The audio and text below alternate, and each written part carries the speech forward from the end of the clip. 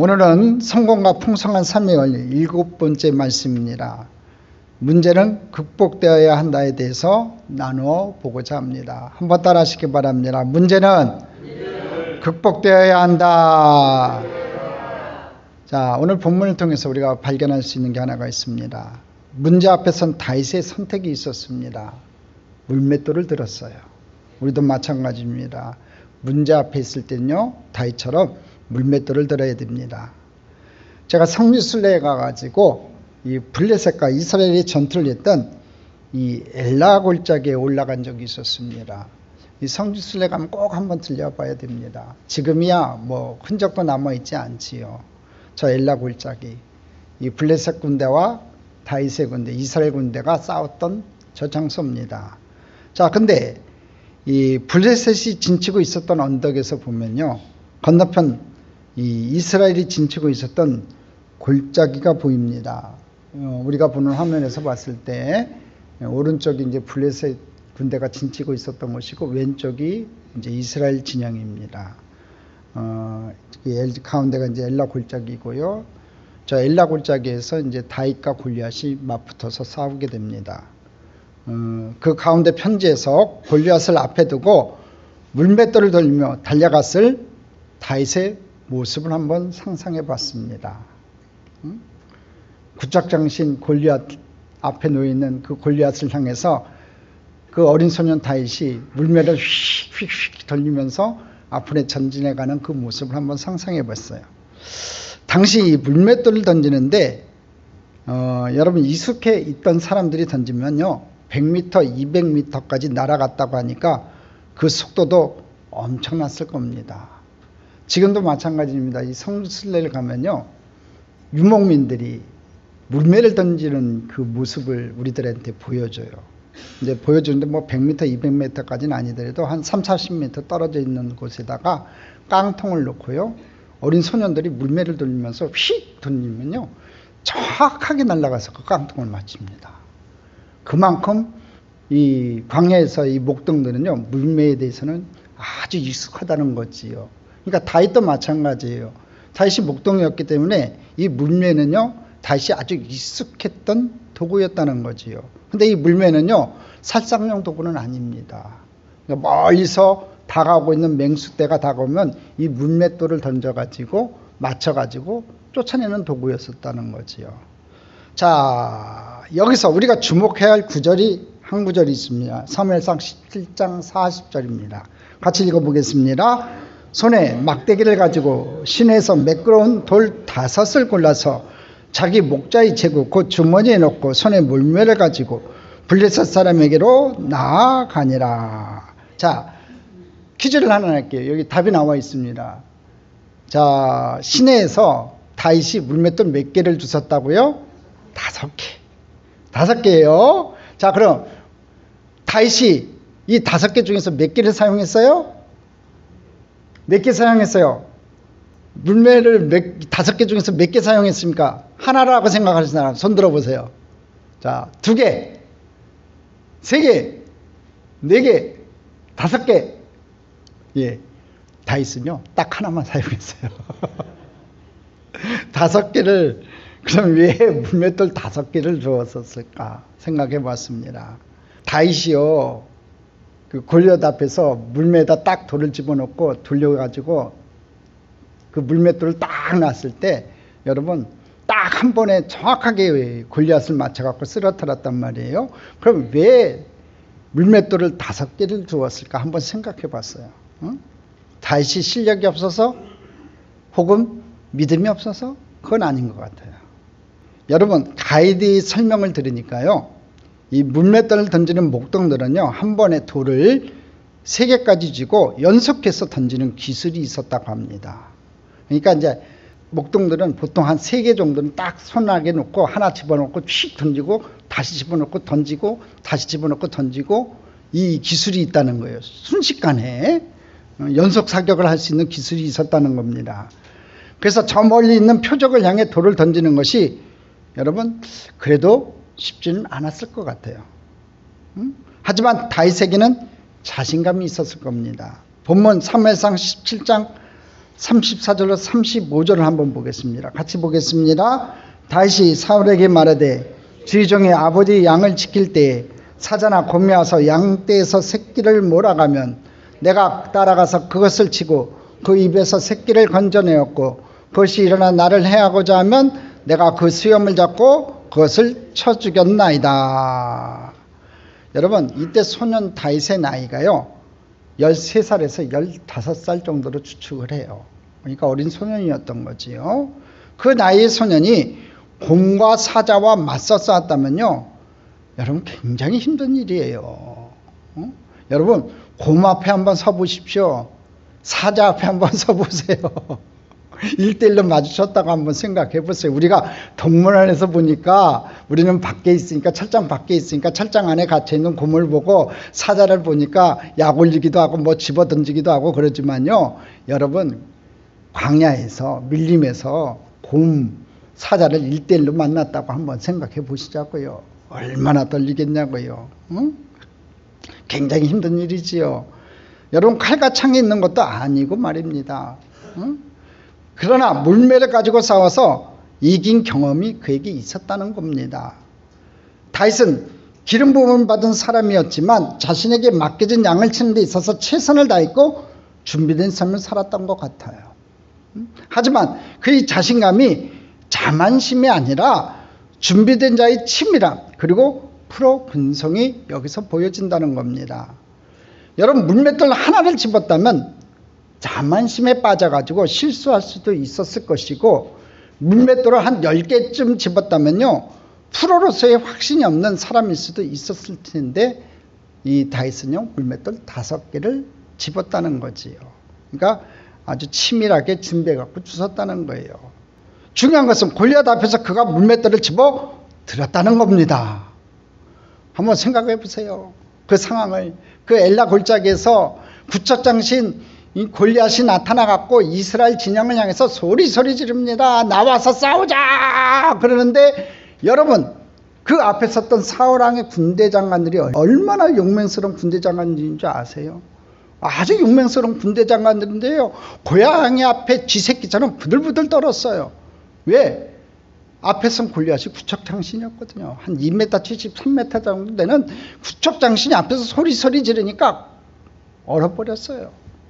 그 가운데 이 소년 다윗이 믿음을 가지고 앞에 섰다는 것, 그리고 그가 가지고 있었던 칼과 창이 아니라 물매, 자기가 평상시에 목동으로서 가지고 있었던 도구 하나, 물맷돌 시냇가에 있었던 이름 모를 5개를 주워 가지고 와가지고 그 중에 하나를 집고 돌릴 때요, 여러분 아셔야 돼요.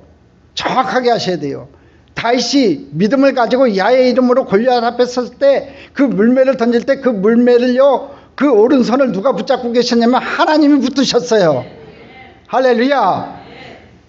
다윗이 실수할 수 있지요. 사람인데 실수하지 않겠어요? 떨리죠. 왜 두렵고 떨리지 않았겠냐고요. 13살에서 15살이니까 어린 소년이에요. 떨렸겠지요. 똑같이 떨렸을 겁니다. 그럼에도 불구하고 그가 물매를 던질 때, 돌리고 있을 때, 여러분 그 물맷돌은요 하나님께서 붙으신 물맷돌이었어요. 딱 그가 손을 놨을 때요, 그 물맷돌이 날아갔어요. 자, 여기서 퀴즈 하나 또 낼게요. 여러분, 물맷돌이 골리앗 이마를 맞췄을까요? 못 맞췄을까요? 맞췄지요. 정확하게 맞췄어요. 왜? 이미 하나님께서 붙으신 돌이었고 하나님께서 붙으신 손이었기 때문에 관상의 법칙 노예요. 그가 실수해갖고 오른쪽으로 떨어뜨렸든 왼쪽으로 돌렸든 상관없어요. 뒤로 잘못해서 놓쳤든 상관없어요. 그 돌은 정확하게 돌아가서 골리앗 이마에 박힐 수밖에 없었던 돌이었어요. 할렐루야. 저와 여러분도 마찬가지예요. 물맷돌을 드는 게 중요해요.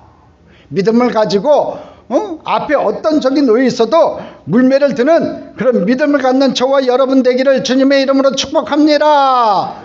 그럼 또 한 가지 질문할게요. 퀴즈 낼게요. 그럼 골리앗은 뭐 때문에 존재했을까요? 골리앗은 뭐 때문에 존재했는 줄 아세요? 쓰러지기 위해서. 할렐루야. 다른 거 없어요. 성경에 나온 건요, 골리앗은요 이 다윗의 돌에 맞아갖고 쓰러지기 위해서 존재한 인물이에요. 자, 그럼 다시 한번 질문할게요. 여러분의 문제는 뭐 때문에 존재합니까? 답이 나와야죠. 해결되기 위해서. 여러분 앞에 놓여 있는 문제, 첩첩산중 같은 문제가 여러분 앞에 놓여 있는지 몰라도, 골리앗 같은 문제가 여러분 앞에 놓여 있는지 몰라도, 여러분이 다윗과 같은 믿음을 가지고 물매를 드는 그 순간, 그 돌을 드는 그 순간, 오늘 여러분 앞에 놓여 있는 모든 문제는 해결될 줄 믿습니다. 오늘은 성공과 풍성한 삶을 살기 위한 원리로요, 물맷돌을 들어라는 것을 좀 생각해 봤으면 좋겠어요. 물맷돌을 들어야 돼요. 한번 옆에 분하고 인사하겠습니다. 물맷돌을 듭시다. 할렐루야.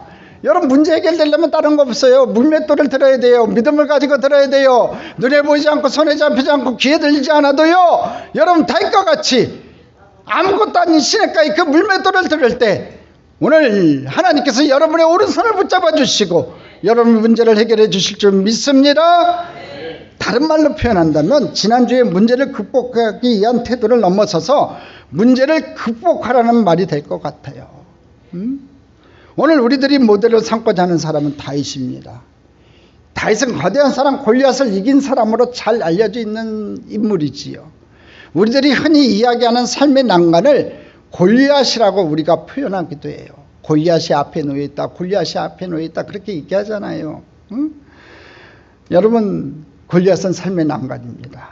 다윗은 이 난관을 극복하기 위해서 물맷돌 5개를 들고 전장으로 나아갔어요. 전쟁터로 나갔다는 거지요.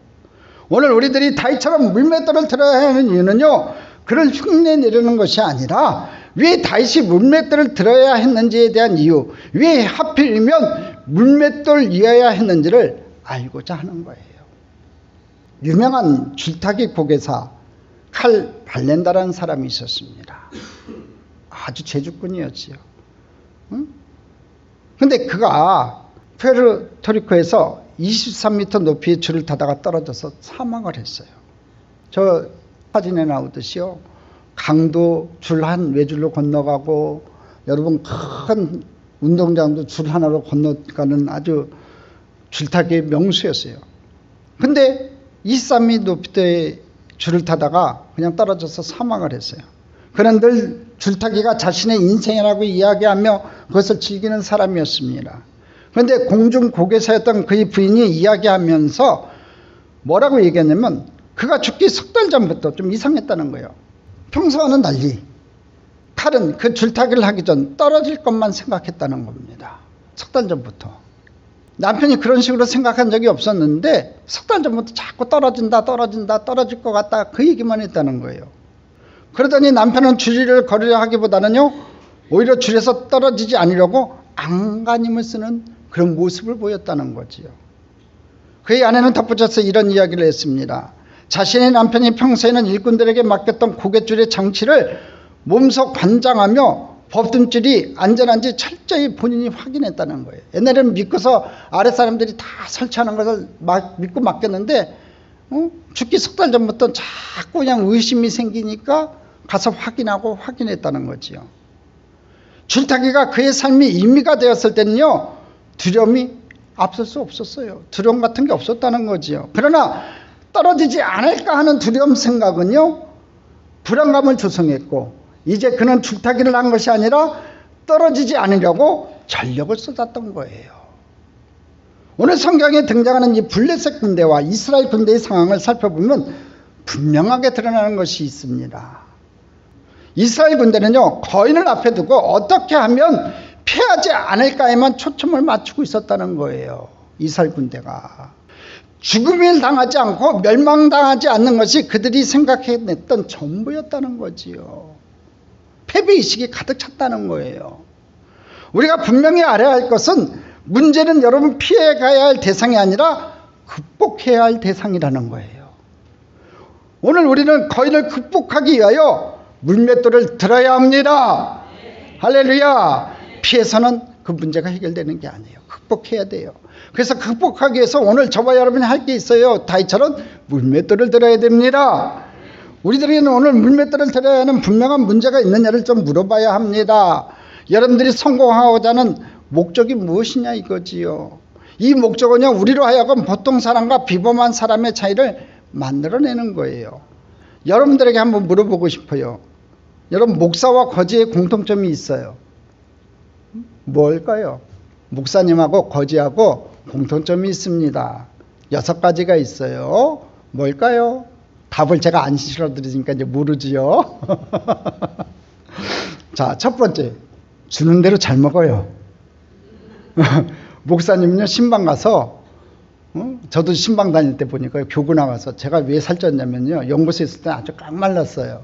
근데 교구 나가니까 성도님들이 대접을 잘해줘요. 신방 가면요, 맨날 고봉밥이에요. 밥을 이만큼씩 담아줘요. 냉기구 가면 시험 들어요. 그러니까 주는 대로 냉기면 안 돼요. 근데 다음 집에 가니까 또 줘요. 그러니까 안 먹을 수가 있나. 그러니까 자꾸 먹다 보니까 이 살이 쪘어요. 이게 목사님도 주는 대로 잘 먹어요. 거지도 주는 대로 잘 먹어요. 공통점이에요. 두 번째, 오라는 데는 없어도요, 갈 데는 많아요. 여러분, 신방 앉으면 별로 싫어해요. 요새는 막 청소해야 되니까 싫어하더라고. 근데 갈 데는 많아요. 자, 세 번째, 출퇴근 시간이 일정하지 않아요. 그래요. 그렇잖아요. 저는 아침 새벽같이 일어났다가 저는 사택에서 제 방까지 출근하는데 30초면 돼요. 또르륵 해서 내 방에 있다가 왔다 갔다 해요. 자, 그리고 네 번째, 중요한 거죠. 입만 가지고 살아요. 다섯 번째, 되기는 힘든데 한 번 하면 끝까지 해요. 그런 것 같아요. 목사도 되기는 힘든데 평생 해야 되는 게 항존직이라 하나님 앞에 사명받으니까 평생 하는 거고, 거지도 한 번 거지되면 끝까지 하더라고요. 여섯 번째, 제일 중요한 겁니다. 늘 손에 어떤 것을 들고 다녀요. 목사님은 성경책을 들고 다니고 거지는 강등을 들고 다녀요. 그래요. 그 목사와 거지와 공통점이 참 많지요. 그런데요, 목사에게 비전이 없으면요, 하나님만 향한 분명한 목적이 없으면요, 거지와 다를 것이 없는 것 같아요. 그렇습니다. 우리 신앙인들에게 분명한 목적이 없으면요, 우리 생활이 거지와 같을 수밖에 없다는 거예요. 우리에게 분명한 비전과 목적이 있어야 된다는 겁니다. 나를 향한 하나님의 분명한 비전과 목적을 발견하는 사람들은 달라져요. 다윗이 그랬다는 거예요. 존 맥세일이 이런 얘기를 합니다. 이 목적이란 영어의 단어 푸어포조의 첫 자를 따서 목적 있는 사람이라면 이렇게 행할 것이라는 7개의 행동 강령을 이야기합니다. 첫 번째, 푸어포조의 P, 프레이, 보통 사람보다 더 기도하게 된다는 거예요. U, 유나이트, 보통 사람보다 더 연합하게 된다는 거예요. R, 리스크, 보통 사람보다 더 모험하게 된다는 거예요. P, 플랜, 보통 사람보다 더 계획하게 된다는 거예요. O, 오브저브, 보통 사람보다 더 민감하게 된다는 거예요. S, sacrifice, 보통 사람보다 더 희생하게 된다는 거예요. E, expect, 보통 사람보다 더 기대하게 된다는 거예요. 문제 해결의 목적을 가지고 이런 행동을 할 수 있다면요, 우리는 분명히 비범한 사람이 될 거예요. 특히 기도는 하나님의 능력을 열어놓는 방법이에요. 여러분, 열심히 기도하는 저와 여러분 됐으면 좋겠습니다. 성경은 우리가 기도로서 담대히 승리를 주장하도록 도전하고 있어요. 예레미야 33장 3절입니다. 같이 읽어보겠습니다. 너는 내게 부르짖으라. 내가 내게 응답하겠고 내가 알지 못하는 크고 은밀한 일을 내게 보이리라. 부르짖으래요. 그러면 하나님께서 응답하신대요. 중요한 것은 내가 하나님 말 부르짖지 않는다는 거지요. 그러니까 하나님이 응답이 없는 거예요. 부르짖을 때 내가 알지 못하는 크고 은밀한 일을 내게 보여주신다고 우리 하나님께서 약속하셨어요. 오늘 시간부터 하나님 앞에 기도하는 저와 여러분 되기를 주님의 이름으로 축복합니다. 분명한 문제 해결의 목적을 가지고 기도함으로 승리하는 여러분 되기를 축복합니다. 사무엘상 17장 45절로 47절에 보면 다윗의 삶에는요, 뚜렷한 목적이 있었던 분명한 이유가 있었어요. 45절로 47절. 그러니까 다윗에게는요, 뚜렷한 목적이 있었다고요. 45절로 47절 여기서 발견해 보겠습니다. 같이 읽겠습니다. 다윗이 블레셋 사람에게 이르되 너는 칼과 창과 단창으로 내게 나아오거니와 나는 만군의 야의 이름 곧 내가 모욕하는 이스라엘 군대의 하나님의 이름으로 내게 나아가노라. 오늘 야훼께서 너를 내 손에 넘기시리니 내가 너를 쳐서 내 목을 베고 블레셋 군대의 시체를 오늘 공중의 새와 땅의 들짐승에게 주어 온 땅으로 이스라엘의 하나님이 계신 줄 알게 하겠고 또 야훼의 구원하심이 칼과 창에 있지 아니함을 이 무리에게 알게 하리라. 전쟁은 야훼께 속한 것이지 그가 너희를 우리 손에 넘기시리라. 할렐루야. 골리앗이 나와서 하나님을 모욕하니까 다윗이 분명히 얘기해요. 야훼의 구원하심이 칼과 창에 있지 아니함을 이 무리에게 알게 하리라. 내가 나선 건 이거 하나밖에 없다는 거예요. 응? 전쟁은 야훼께 속한 것을 너에게 알게 하겠고 그가 너희를 우리 손에 넘겨주신 것을 우리가 알게 하겠다. 내가 알게 하겠다. 그러면서 지금 다윗이 블레셋 군대 앞에 섰다는 거지요. 다윗은 만군의 하나님이 모독을 당하는 것을 참을 수가 없었어요. 이것이야말로 하나님의 원하시는 선한 동기라는 거지요. 그래서 선한 동기를 가지고 다윗이 섰다는 거예요. 나의 문제를 통해서 살아계신 하나님이 드러나야 되겠다는 것은 참말로 올바른 동기예요. 우리는 계속해서 성공과 풍성한 삶의 원리에 대한 말씀을 나누고 있는데 그 중에 하나가 하나님을 기뻐한다는 것이었어요.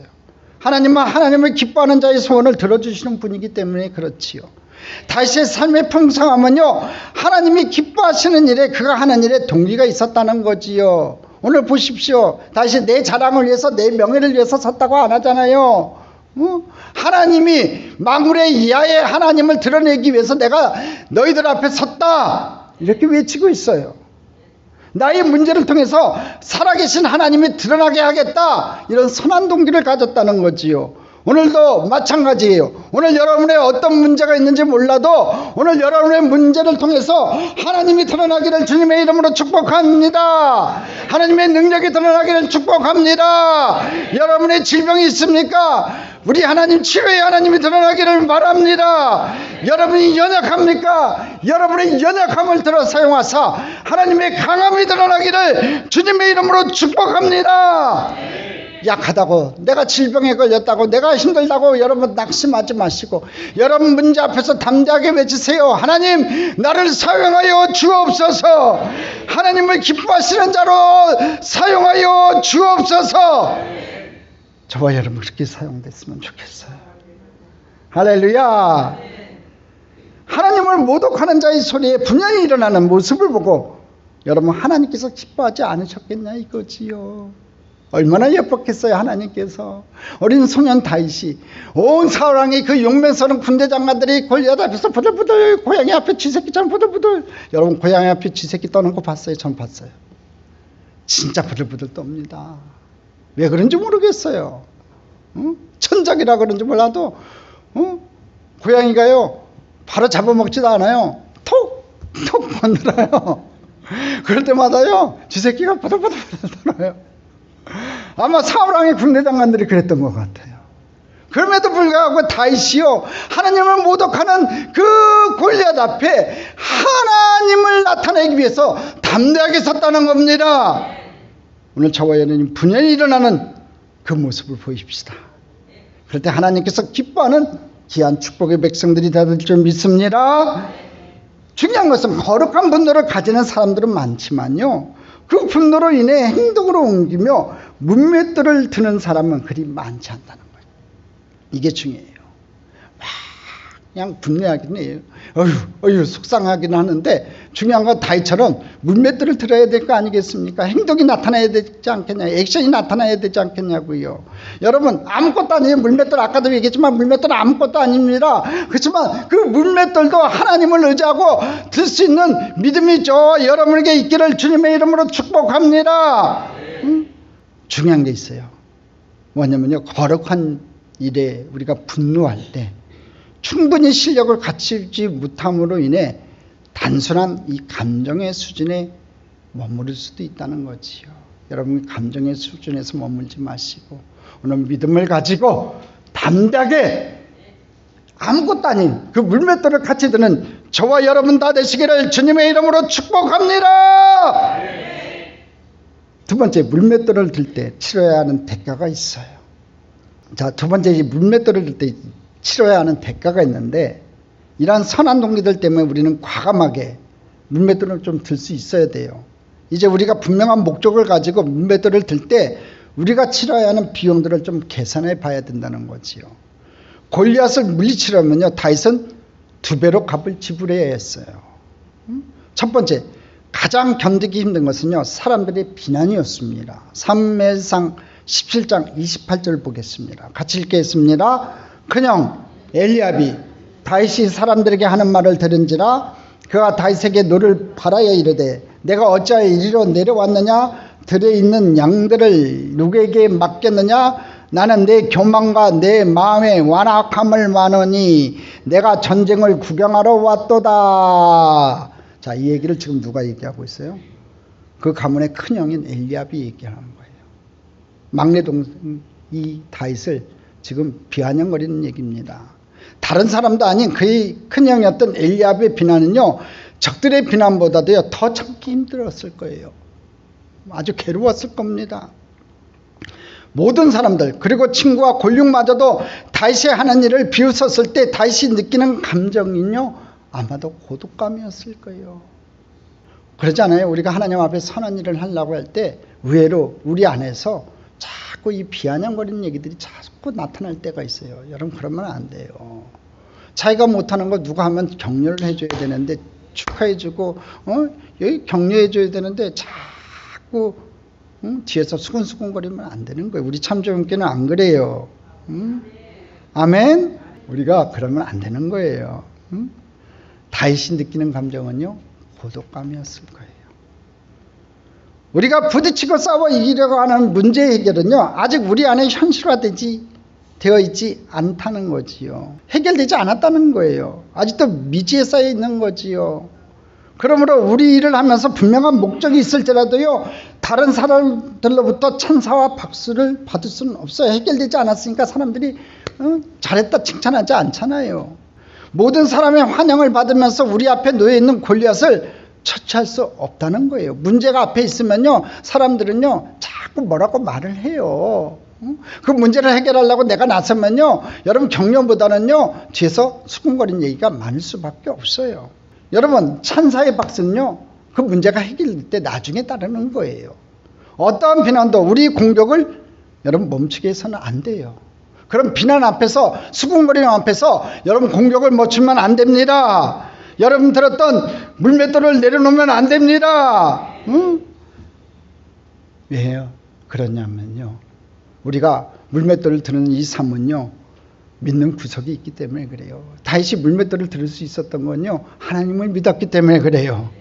할렐루야. 오늘 우리가 함께 나누는 성공과 풍성한 삶의 원리에 의하면요, 하나님을 믿는 자의 당당함과 신뢰에서부터 오는 물맷돌을 드는 삶으로 이어져 가는 거예요.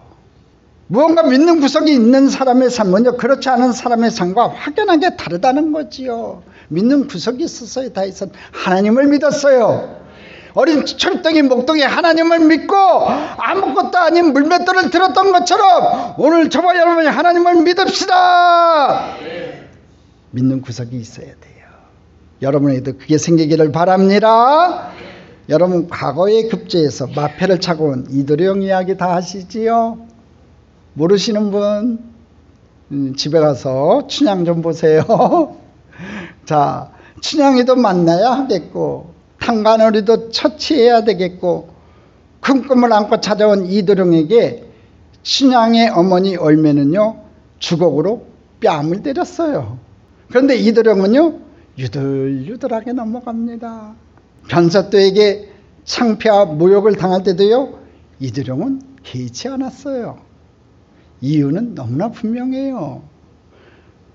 아직 내보이지 않았지만 마패가 있었기 때문에 그래요. 임금님께서 하사하신 마패가 있었어요.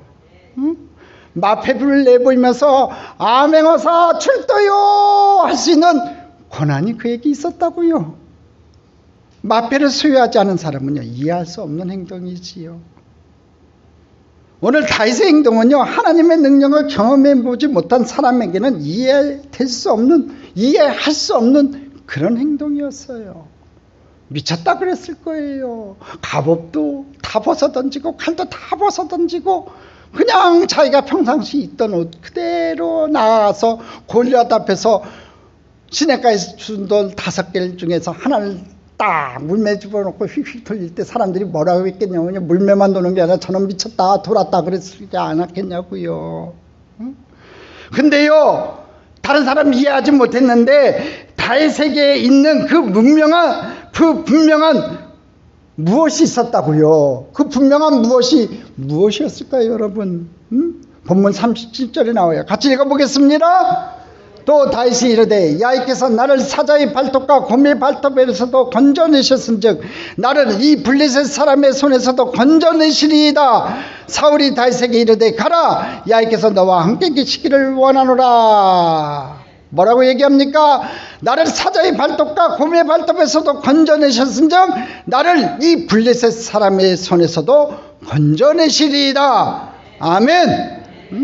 광야에서 양을 칠 때 곰과 사자가 나타났고 양을 지키기 위해 싸울 때마다 하나님이 지켜주셨다는 것을 고백합니다. 다윗은 양을 칠 때 자신의 힘을 의지한 것이 아니라 함께 하시는 하나님을 의지하며 살았다는 거예요. 하나님이 함께 하셔서 이기게 하셨다는 그 경험이 다윗에게 확신이 되었다는 겁니다. 그때 함께 하셨던 하나님은 지금도 여전히 함께 하신다고 고백합니다.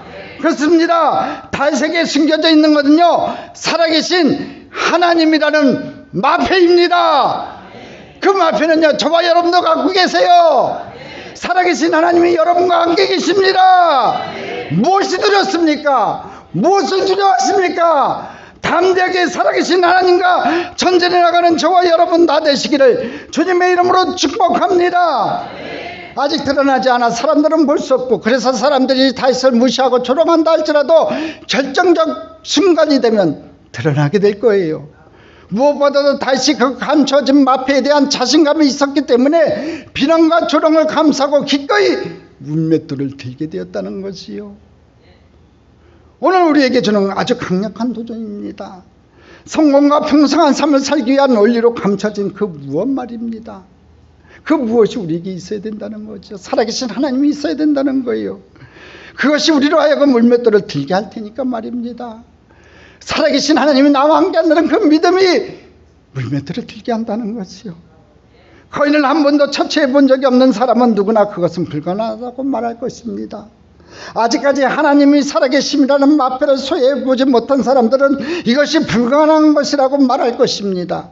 이런 일은 결코 일어날 수 없다고 말할 것입니다. 그러므로 만일 우리가 골리앗과 전면 대결하기로 굳혔다면 비난과 고독의 화살을 예상해야 된다는 거지요. 신경 쓰지 마세요. 돈을 해야 하세요. 노 프로블럼입니다. 사람의 말은 중요하지 않습니다. 살아계신 하나님이 함께 계시다는 그것이 중요하다는 겁니다. 리빈스턴의 이야기입니다. 한 선교단체의 편지가 그에게 왔어요. 우리 단체는 당신의 사역에 동참하고자 하는 사람들이 있습니다. 당신이 계신 곳까지 쉽게 갈 수 있는 길을 좀 알려주십시오.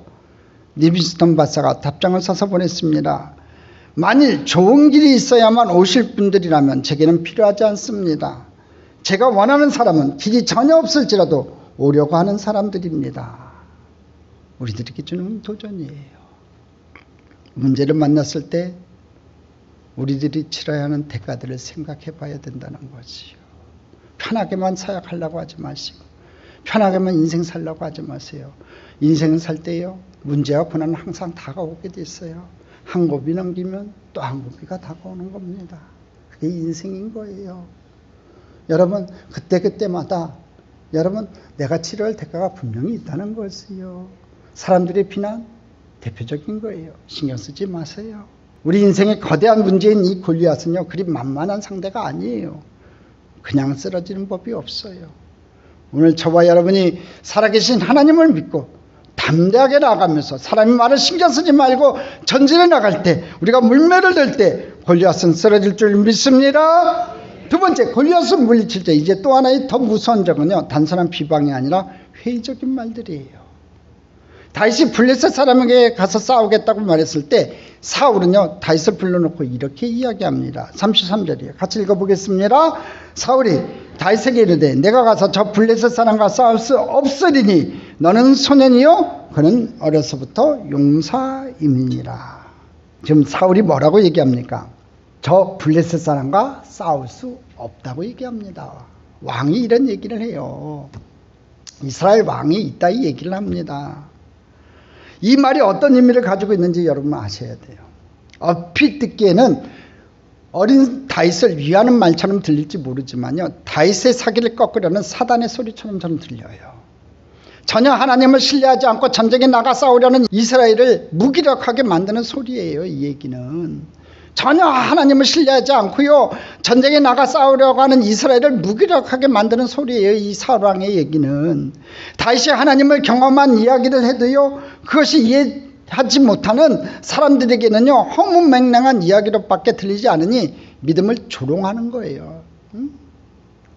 이러한 일은요 제가 목회를 하면서 종종 경험하는 일들입니다. 하나님이 주시는 확신을 가지고 일을 시작하고 비전을 선포해도 그것을 이해하지 못하는 사람들은요 절대로 동역자가 되지 못한다는 거예요. 그런 경우가 의외로 있어요. 중요한 것은 성공과 풍성한 삶은요 우리들이 물맷돌을 들 때 회의적인 사람들을 동역자로 바꿔놓는다는 거예요. 하나님을 신뢰하지 않았던 사람들이 입술을 통해 하나님을 고백하게 만든다는 거지요. 한번 상상을 해보시기 바랍니다. 얼마나 놀랍고 풍성한 삶인지 말이에요. 하나님을 신뢰하는 자가 들은 물맷돌은요 맹목적인 꿈이나 몽상이 아니기 때문에 그래요. 사울 왕의 입장에서 다윗의 물맷돌이 얼마나 우스워 보였겠냐고요. 그렇지 않았겠어요 여러분? 아니 이스라엘 모든 사람들이 다 그렇게 봤을 거예요. 하나님을 신뢰하지 못하는 사람에게서 나오는 전형적인 반응이요 사울 왕에게서도 나와요. 다시 한번 볼 거예요. 본문 37절로 39절에 같이 읽어보겠습니다. 또 다윗이 이르되 야훼께서 나를 사자의 발톱과 곰의 발톱에서 건져내셨은즉 나를 이 블레셋 사람의 손에서도 건져내시이다. 사울이 다윗에게 이르되 가라 야훼께서 너와 함께 계시기를 원하노라. 38절 이에 사울이 자기 군복을 다윗에게 입히고 노투구를 그의 머리에 씌우고 또 그에게 갑옷을 입히매 다윗이 칼을 군복 위에 차고는 익숙하지 못하므로 시험적으로 걸어보다가 사울에게 말하되 익숙하지 못하니 이것을 입고 가지 못하겠나이다 하고 곧 벗고. 자 보십시오.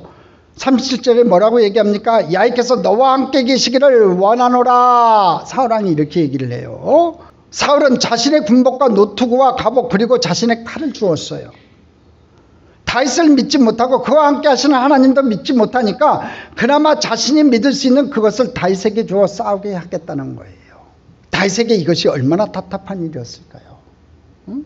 다윗이 경험한 하나님은 칼과 창이 아니었어요. 여러분 칼과 창으로 곰과 사자를 물리치지 않았다고요. 다윗이 경험한 건 하나님의 힘과 능력이었어요. 어린 초립동이 못동이 자기를 사용하는 하나님이었다고요. 그게 얼마나 답답했겠냐고요. 오늘 말씀 가운데 아주 중요한 말이 하나 나오죠. 익숙하지 못하니. 사울왕이 준 것을 사용한 것이에요. 익숙하지 않은 것을 가지고 전쟁에 나가는 것은요 평소에 준비되지 않은 상태에서 영적 전쟁을 하는 것처럼 무모한 것이었어요. 물맷돌은 다윗의 무기를 우리도 들어야 한다는 것이 아니라 우리 인생의 물맷돌이 준비되어 있어야 한다는 거예요. 여러분 하나님을 신뢰함으로 우리가 들 수 있는 그 당당함과 확신의 무기를 우리가 준비해야 된다는 거지요. 여러분 지금 사울왕이 한 얘기 중에 야훼께서 너와 함께 계시기를 원하노라. 여러분 진짜로 이 얘기가 진짜 얘기인 것 같아요. 진짜 그랬으면요 다윗에게 군복하고 노트구와 갑옷을 주지 않았을 거예요. 사울왕이. 그러니까 안 믿었다는 거예요. 야훼께서 너와 함께 계시기를 원하노라. 이 얘기는 비양거리는 얘기였어요. 그런 얘기를 듣고 자기가 평소에 쓰지 않았던 갑옷을 입혀주고 칼을 주고 창을 차게 했으니까 얼마나 답답했겠냐고요. 그래도 다시 준비한 게 있었죠. 물맷돌이에요. 물맷돌. 항상 가지고 있었던 물매가 있었다는 거지요. 오늘 저와 여러분도 마찬가지라는 거예요. 어떤 회의적인 얘기가 우리에게 들려오더라도 낙심하지 마시고요. 평소에 우리가 준비할 게 있어요. 하나님을 믿고 하나님과 동행하며 경험했던 물매를 준비하고 계셔야 돼요. 할렐루야. 그 물매를 준비하는 저와 여러분 되기를 주님의 이름으로 축복합니다. 그럴 때 하나님을 신뢰함으로 우리에게 들 수 있는 그 당당함과 확신의 무기가 우리에게 있다는 것을 믿기 때문에 우리가 당당하게 나설 수 있다는 거지요. 그렇게 되기를 주님의 이름으로 축복합니다. 자, 그럼 여기서 오늘 본문에서 우리가 깨닫는 게 있어요. 적극적인 사고와 적극적인 신앙은 다르다는 거예요. 한번 따라하겠습니다. 적극적인 사고와 적극적인 신앙은 다르다. 제가 지금까지 얘기한 얘기를 적극적인 사고로 알아들으셨다면 잘못 알아들으신 거예요. 여러분, 적극적인 사고가 자신의 확신에서 나오는 것이라면요, 적극적인 신앙은요, 하나님께 대한 신뢰에서부터 나오는 거예요. 적극적인 사고가 사울의 갑옷과 창이라면요, 적극적인 신앙은요, 다윗이 들고 있는 물맷돌이에요. 자, 이제 우리는 누구의 갑옷이 아니라 우리 자신의 물맷돌을 들고 풍성한 삶으로 들어가 보려고 합니다. 고리앗 역시 적극적인 사고의 사람이었습니다. 그런 용기 있는 사람이었습니다. 그런 자신의 힘을 믿었고 무기를 믿었으니까 말이에요. 사무엘상 17장 3절로 7절에 오늘 성경 말씀 많이 있네요. 그래도 읽어봅시다. 시작. 블레셋 사람은 이쪽 산에 섰고 이스라엘은 저쪽 산에 섰고 그 사이에 골짜기가 있었더라. 블레셋 사람들의 진영에서 싸움을 덮는 자가 왔는데 그의 이름은 골리앗이요 가드 사람이라. 그의 키는 6규빗 1뼘이요 머리에는 노트구를 썼고 몸에는 비는 갑옷을 입었으니 그 갑옷의 무게가 논 5,000세겔이요 그의 다리에는 노갑발을 쳤고 어깨 사이에는 노단창을 메었으니 그 창자는 배를 챈 것 같고 창날은 철 600세겔이며 방패 든 자가 앞서 행하더라. 자, 그림을 보면서 설명해 드릴게요. 키가 여러분 6규빗 1뼘이면요 한 290 정도 돼요. 290. 그러면은 그냥 근 3m 정도 되는 거지요. 자, 갑옷은요 노 5,000세겔이니까 여러분 57kg나 돼요. 57kg. 갑옷만. 창날이요 1,600세겔이니까 약 7kg 정도 되는 여러분 칼이 창이에요. 자, 표 비교한 거 좀 보여주세요. 키가 6규빗 1배, 약 290cm. 갑옷, 녹 5,000세겔, 약 57kg. 창날, 철 600세겔, 약 7kg. 엄청난 키에 엄청난 갑옷을 입고 창을 들었어요. 이 정도의 조건을 갖추고도 적극적인 사고방식을 가지지 못하면 오히려 이상하지요. 그러니까 골리앗은요 적극적인 사고방식을 가진 사람이었어요. 두려운 게 없는 거예요. 그러니까 소리 지르는 거예요. 야, 나와라 하고서 전쟁을 붙들러 나왔다는 거지요. 적극적인 사고방식을 가진 사람이었어요. 그런데 적극적인 신앙을 가지고 있었던 다윗은요 골리앗을 바라보며 이렇게 말해요. 한쪽은 적극적인 사고를 가지고 있었던 사람이고 골리앗은 한쪽은 적극적인 신앙을 가지고 있었던 다윗이에요. 그 다윗이 이렇게 얘기합니다. 사무엘상 17장 45절로 47절에 같이 읽어봅니다. 다윗이 블레셋 사람에게 이르되 너는 칼과 창과 단창으로 내게 나아오거니와 나는 만군의 야의 이름 곧 내가 모욕하는 이스라엘 군대의 하나님의 이름으로 내게 나아가노라. 뭐라고 얘기합니까? 너는 칼과 창과 단창으로 내게 나오거냐. 네가 가지고 있는 것으로 내게 나오지만 나는 만군의 야의 이름 곧 내가 모욕하는 이스라엘 군대 하나님의 이름으로 내게 나아간다. 하나님을 의지해서 나간다. 이렇게 고백해요. 46절 읽어보겠습니다. 오늘 야훼께서 너를 내 손에 넘기시리니 내가 너를 쳐서 내 목을 베고 블레셋 군대의 시체를 오늘 공중의 새와 땅의 들짐승에게 주어 온 땅으로 이스라엘에 하나님의 계신 줄 알게 하겠고. 또 뭐라고 얘기합니까? 야훼께서 너를 내 손에 넘겨주셔서 내가 너를 쳐서 내 목을 베겠다. 이렇게 얘기해요. 47절 읽어보겠습니다. 계속 읽겠습니다. 또 야훼의 구원하심이 칼과 창에 있지 아니함을 이 무리에게 알게 하리라. 전쟁은 야훼께 속한 것인지 그가 너희를 우리 손에 넘기시리라. 야훼의 구원하심이 칼과 창에 있지 아니함을 이 무리에게 알게 하리라. 할렐루야. 이 말씀을 들으면요 우리가 잘 아는 빌립보서 4장 13절 말씀과 아주 유사해요. 뭐라고 얘기합니까? 바울이요 내게 능력 주시는 자 안에서 내가 모든 것을 할 수 있느니라. 아멘. 우리 한번 같이 읽어보겠습니다. 시작. 내게 능력 주신 자 안에서 내가 모든 것을 할 수 있느니라. 다시 한번 고백합니다. 내게 능력 주신 자 안에서 내가 모든 것을 할 수 있느니라. 여러분 믿으세요? 믿으세요? 여러분 믿음대로 될 줄 믿습니다. 성공과 풍성한 삶을 위해 우리가 물맷돌을 들어야 하는 이유가 있어요. 누군가는 물맷돌을 들어 신앙을 증명해야 된다는 거예요.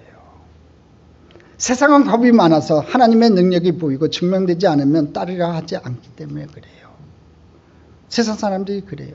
뭔가 드러나야 돼요. 그래야지 믿고 따르려고 해요. 블레셋과의 전투에서 가장 중요한 장면을 저는 이것이라고 생각해요. 사무엘상 17장 51절 52절 같이 읽어보겠습니다. 다윗이 달려가서 블레셋 사람을 밟고 그의 칼을 그의 칼집에서 빼내어 그 칼로 그를 죽이고 그의 머리를 베니 블레셋 사람들이 자기 용사의 죽음을 보고 도망하는지라. 여러분 보십시오. 물매를 돌려가지고 물맷돌이 날아가서 골리앗 이마를 정확하게 맞춰서 쓰러졌어요. 다시 한번 퀴즈 낼게요. 이제 답이 나왔으니까. 골리앗은 뭐 때문에 준비됐다고요? 쓰러지기 위해서. 여러분의 문제는 뭐 때문에 준비됐다고요? 해결되기 위해서. 할렐루야. 자, 이 상황은요, 골리앗이 쓰러진 다음이에요. 다시 막 달려가고 블레셋 사람을 밟고 골리앗을 밟고 그의 칼을 그 칼집에서 빼내요. 여러분, 어린 철동이 못동이 칼도 빼기도 힘들었을 거예요. 무거워서. 그 골리앗의 칼을 빼내어서 그 칼로 그를 죽였어요. 그리고 그의 머리를 베었어요. 할렐루야. 블레셋 사람들이 자기 용사의 죽음을 보고 도망했어요. 52절 읽어보겠습니다.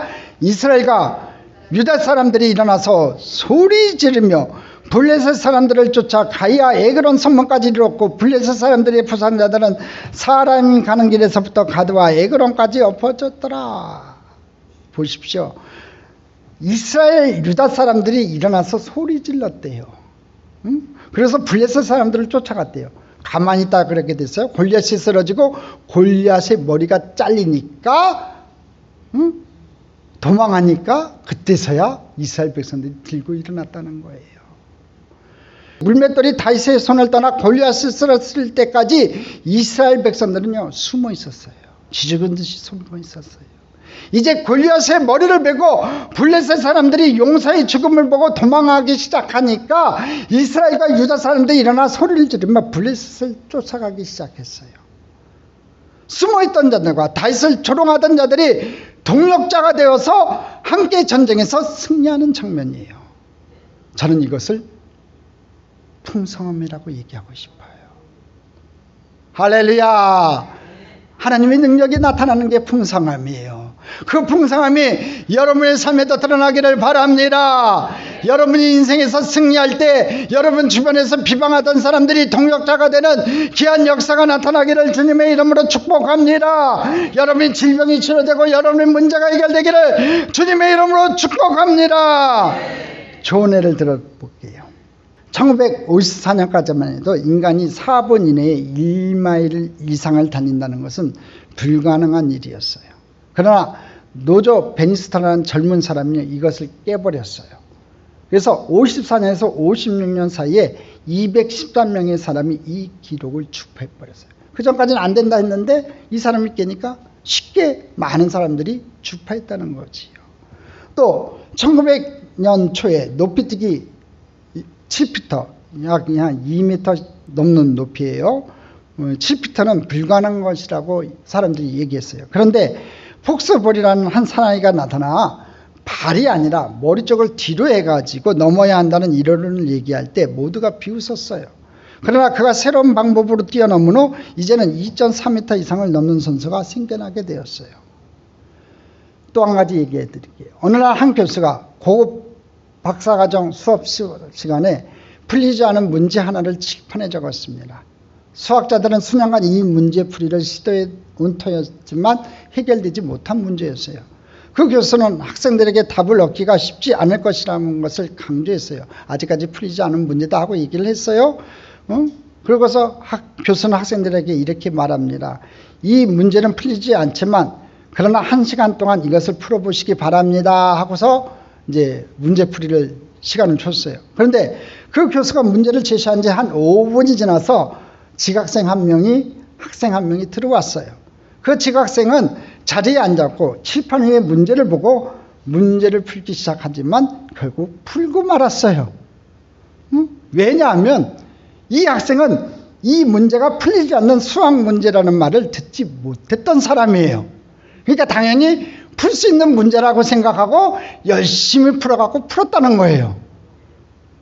여러분, 문제 해결의 첫 열쇠는요, 올바른 마음가짐을 갖는 거예요. 그렇잖아요, 여러분? 우리가 거인을 넘어뜨리는 순간에 다른 사람들이 할 수 있다고 이야기하게 될 거예요. 골리앗 앞에 설 때만 해도 온 이스라엘, 사울왕을 비롯한 온 군대장관과 온 이스라엘 백성들이 불평하고 원망했죠. 조롱했어요. 다윗을 조롱했어요. 자기 일가 친척들도 조롱했어요.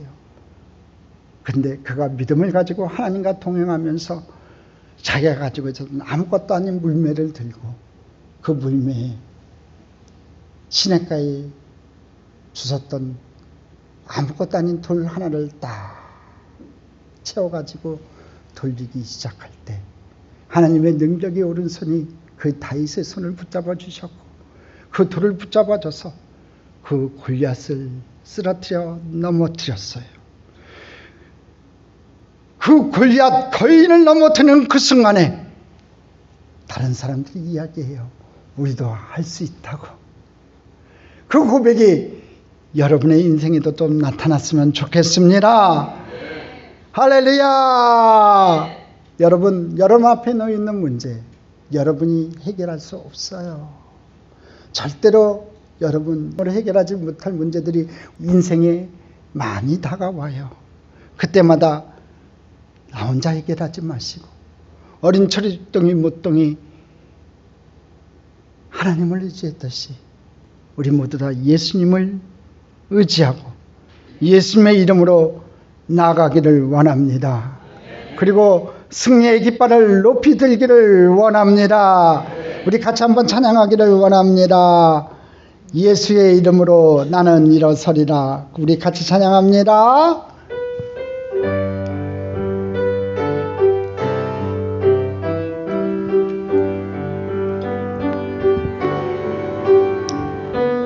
내 이름으로 나는 일어서리라.